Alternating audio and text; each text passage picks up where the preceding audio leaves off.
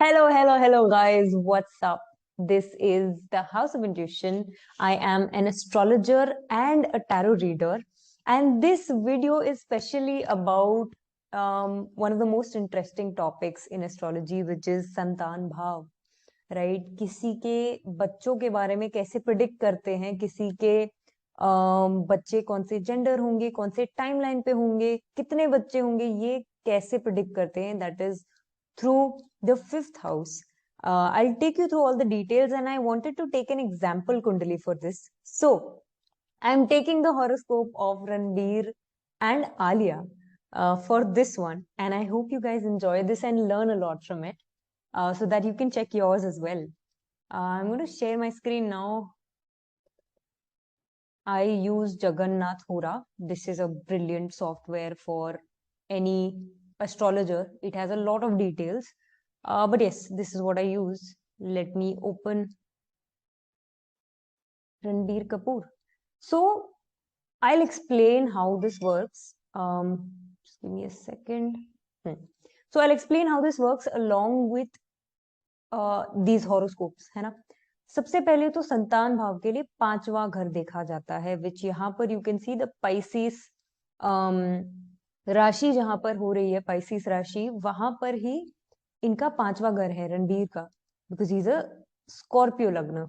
तो 5वें घर में अगर आप देखोगे कोई प्लैनेट्स नहीं है. Now whenever you analysing the fifth house for kids, you have to see 3-4 things. Number 1, कौन से प्लैनेट्स यहाँ बैठे हैं. ठीक है, यहाँ पर कोई प्लैनेट्स नहीं बैठे. दूसरी चीज, कौन से प्लैनेट्स यहाँ दृष्टि दे रहे हैं. तो यहाँ पर we can see these 4 planets are sitting opposite. So 7वीं दृष्टि से ये दृष्टि दे रहे हैं. So there are 4 planets that are affecting the संतान भाव. Apart from that, और कोई प्लैनेट नहीं है जो संतान भाव को इफेक्ट कर रहा है. मून भी नहीं है, केतु भी नहीं है, मंगल भी नहीं है, गुरु भी नहीं है और राहु भी नहीं है. तो overall there are 4 planets over here that are affecting the संतान भाव. इसके साथ ही साथ ये भी देखा जाता है कि संतान भाव के जो लॉर्ड हैं वो कहाँ बैठे हैं. This is Pisces, right? Number 12, you can see here. Number 12 is ruled by Jupiter, and Jupiter जाकर 12वें भाव में बैठे हैं, which is not great, क्योंकि 12वां भाव दुष्टान्न घर है. ये थोड़ा सा डिफिकल्ट हाउस कहा जाता है इसे. 6ठा, 8वां और 12वां, ये तीनों घर जो है दुष्टान्न घर कहे जाते हैं, और ये थोड़े डिफिकल्ट हाउसेस होते हैं.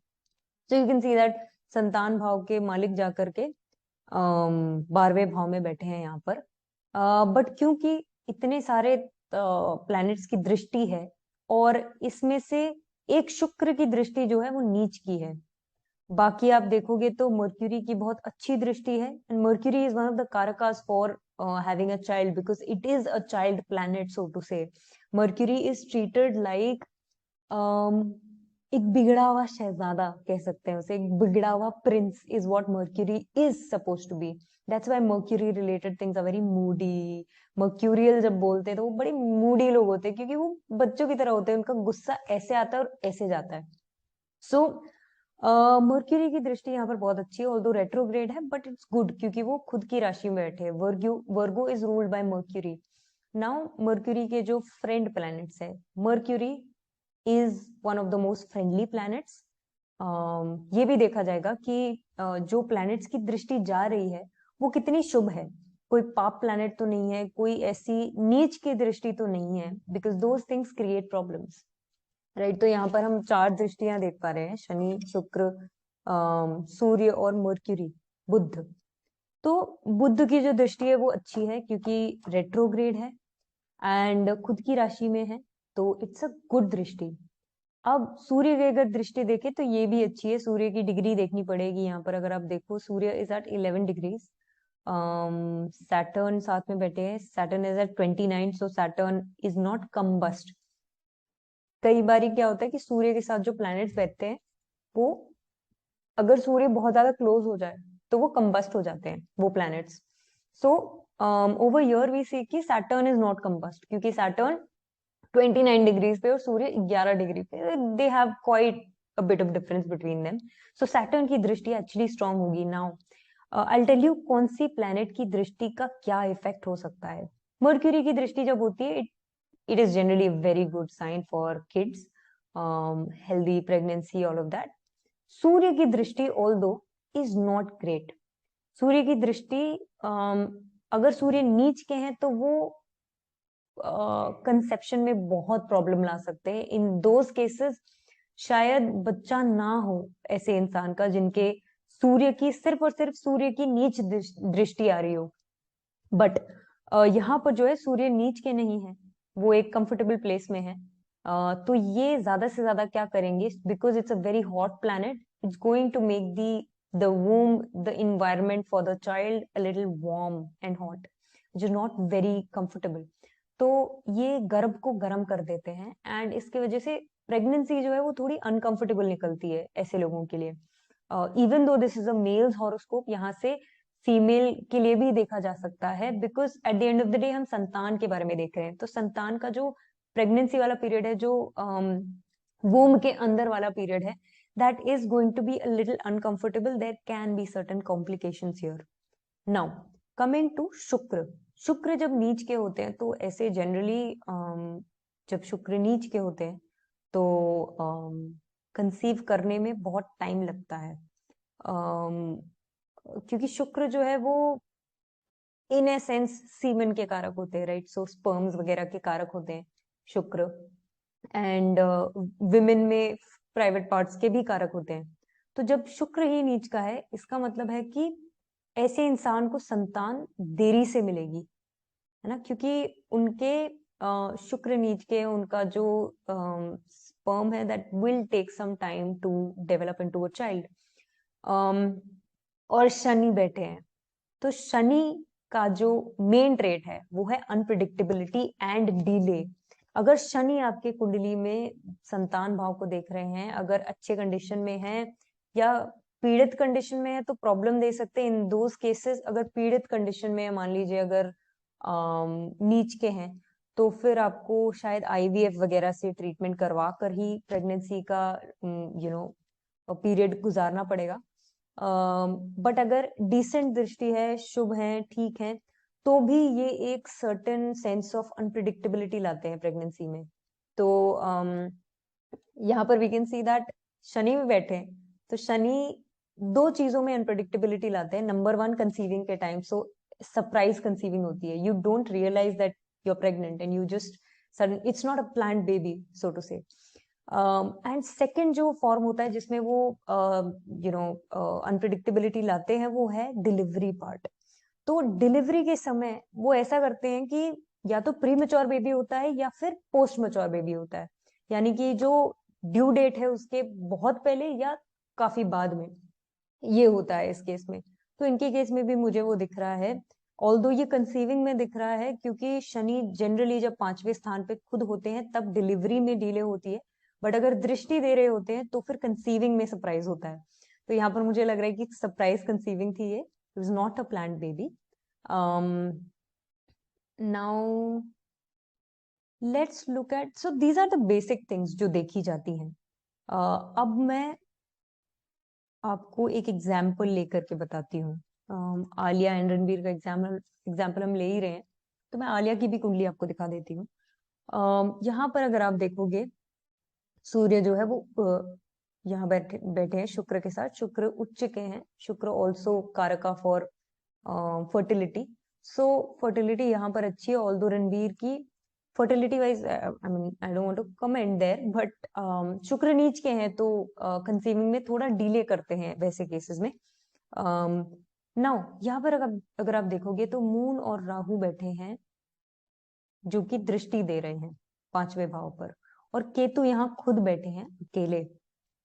नाउ यहाँ पर और कोई दृष्टि आ रही है क्या? Let's calculate that. Shani mercury नहीं आ रही है, सूर्य शुक्र नहीं आ रही है, मंगल की भी नहीं आ रही है, गुरु की आ रही है.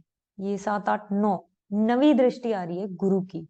गुरु की पंचम, 7वीं और 9वीं दृष्टि होती है. तो गुरु की दृष्टि एक्चुअली बहुत अच्छी चीज है फॉर प्रेगनेंसी. गुरु हमेशा शुभ चीजों के कारक होते हैं, and it's very good to have Jupiter's दृष्टि ऑन प्रेगनेंसी, ऑन संतान भाव. ऑल्दो यहाँ पर मुझे दिख रहा है कि मून और राहु है, तो ये थोड़ा सा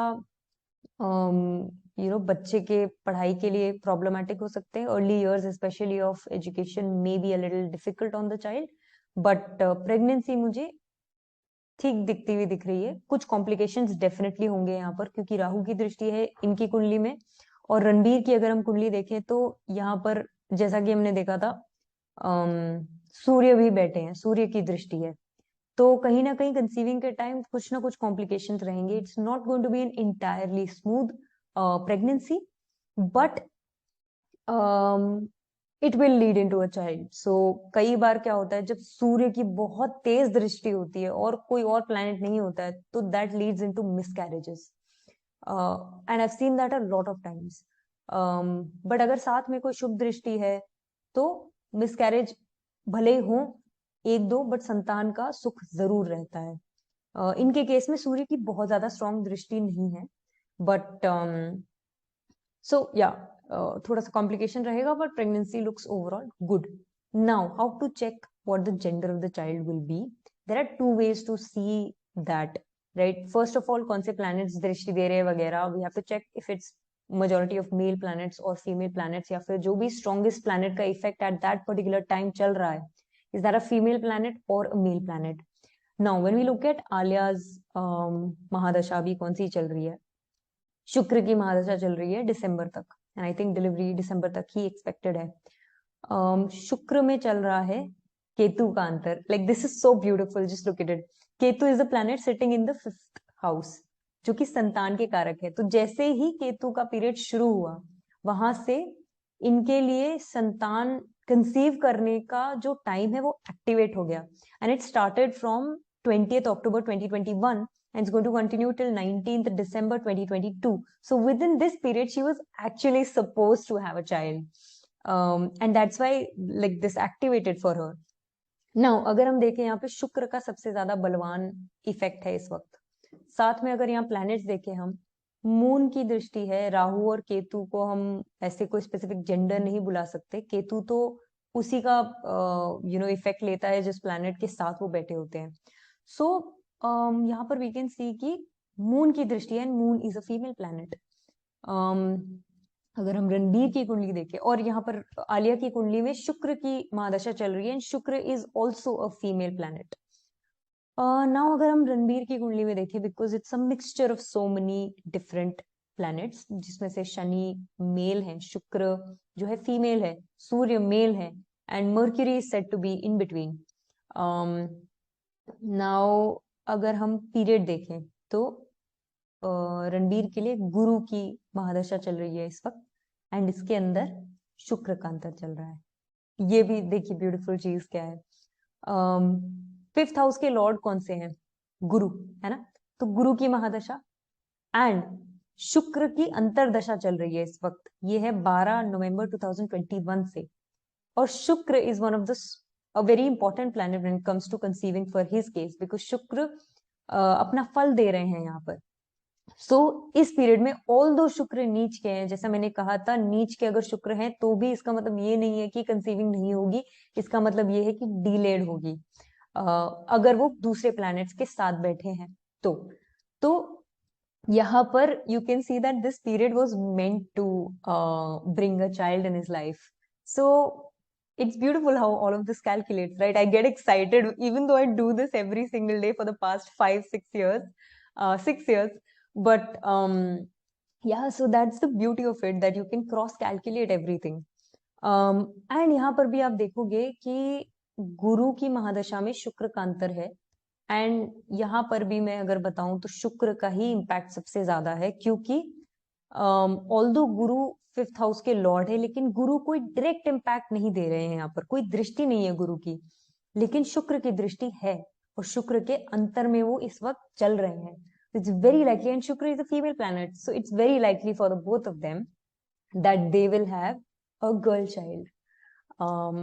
नाउ इन मेनी केसेस ये बहुत कंबाइंड इफेक्ट्स होते हैं कि मेल के हॉरोस्कोप में मेल चाइल्ड दिख रहा है, फीमेल के हॉरोस्कोप में फीमेल चाइल्ड दिख रही है। So in that case you have to see कि किसका संतान भाव सबसे ज्यादा स्ट्रांग है, या फिर किसका जो पीरियड अभी चल रहा है वो ज्यादा बलवान है। उसके बेसिस पे ये डिसाइड होगा कि फीमेल पावर ज्यादा, फीमेल प्लैनेट्स के पावर ज्यादा है या मेल प्लैनेट्स के पावर ज्यादा है. So I think that's about it. I hope you guys enjoyed. And I'll do a lot more of these. For any consultation, feel free to go on my website or ping me on WhatsApp. And yeah, I just hope you guys have a great day.